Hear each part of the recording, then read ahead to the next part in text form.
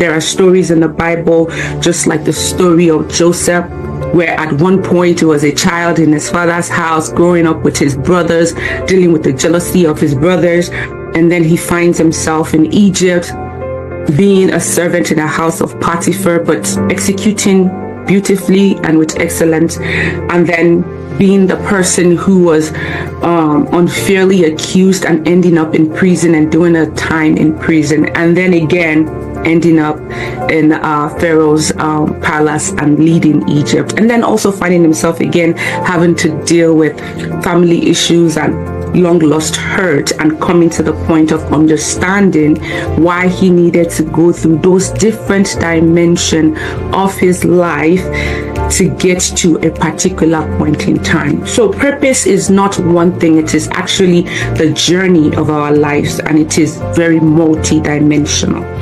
And then for number 4, Pastor Fadel says, purpose cannot be fulfilled in isolation. It is impossible for one person to fulfill purpose in isolation.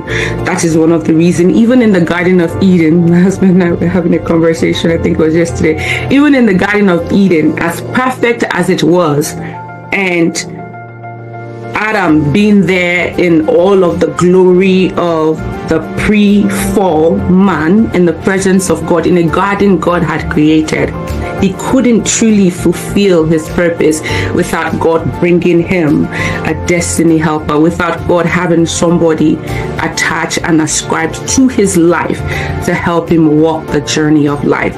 He had